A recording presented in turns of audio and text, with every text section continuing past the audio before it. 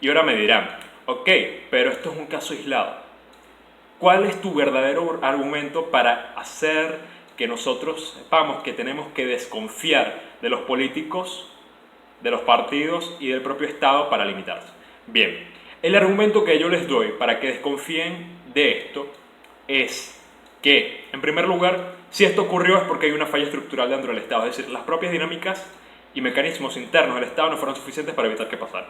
Y en segundo lugar, hay una dinámica política, que es la dinámica de captura del poder, que nos explicaría por qué el Poder Judicial se corrompió en favor del chavismo y también cómo esto puede pasar en otros lados y además de eso, ¿por qué Juan Guaidó hace lo que hace? Les voy a analogar con eso porque es lo más fácil con lo que se le puede analogar, además de lo del caso del TCJ.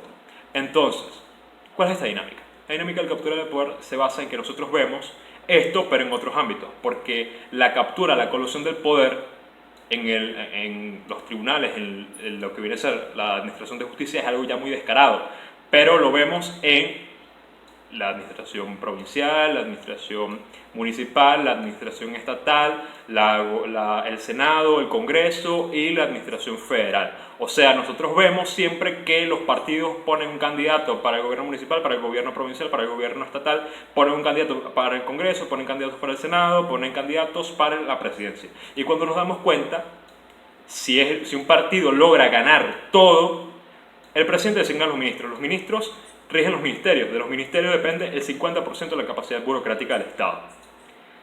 Si nos vamos a la administración local, las administraciones locales, es decir, la provincial, estatal y municipal, tienen las esferas político-administrativas dominadas, es decir, dominan las autonomías, dominan las provincias, dominan los estados y dominan las municipalidades.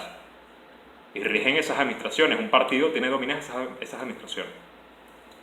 Y si dominan el Congreso y el Senado aprueban leyes y encima designan a los jueces de la Corte Suprema. Cuando nos damos cuenta ya no hay separación de poderes.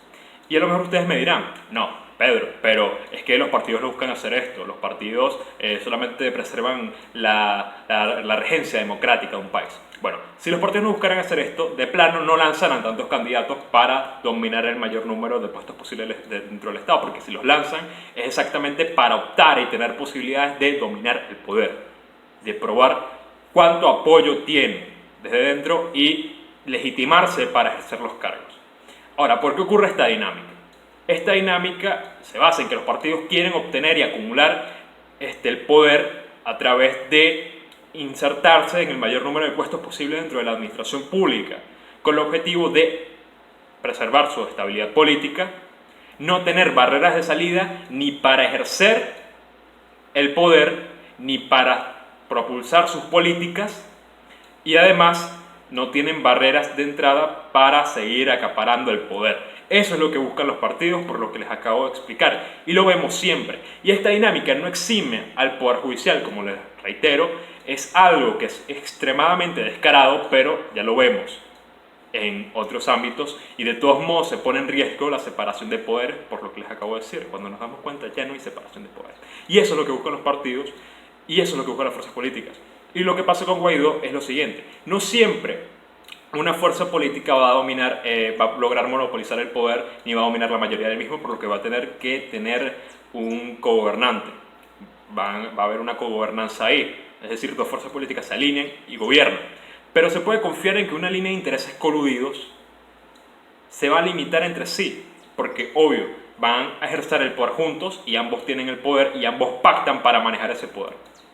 ¿Por qué? Porque yo no pactaría con alguien con el cual no tengo ninguna visión en común y con el cual no confío que puedo ejercer el poder, con el cual no confío que me puede causar una estabilidad para yo mantenerme acá, y por tanto yo tengo que coludir y alinear mis intereses y mis objetivos y mis visiones de gobierno con el otro para poder gobernar. ¿Se puede confiar en eso? No. ¿Y cómo se relaciona esto con Guaidó? Con Guaidó es exactamente eso. Hay dos fuerzas políticas conviviendo dentro del Estado. En este caso, Guaidó en la administración interina y el gobierno en la administración corriente. Juan Guaidó tiene poder.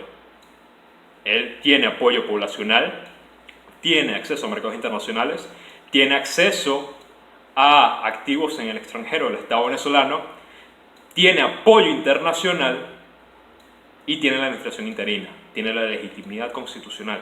Sin embargo, no hace nada. Lleva 8 meses coexistiendo dentro del Estado con el gobierno y no ha hecho nada. Y si vemos, al principio el gobierno le ponía el mayor número de trabajo posible a Juan Guaidó, pero ya ni siquiera se toma la molestia de deslegitimarlo. Y Juan Guaidó hace cosas tan irracionales como despreciar la ayuda del extranjero y además pues hace otras cosas como querer negociar con criminales. Y no es que no tenga poder, porque imagínense, si no tuviera poder, ¿cómo se da el lujo de tener casos de corrupción administrativa?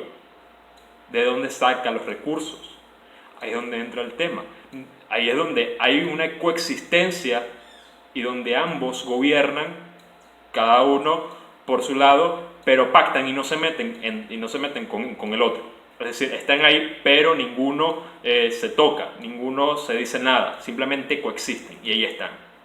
En un pacto, pero ahí están. No podemos confiar en que las fuerzas políticas tampoco se vayan a limitar por la existencia de este tipo de casos. Y ese es el argumento que yo les doy para que desconfíen de los políticos y de la dinámica del Estado y de los partidos también.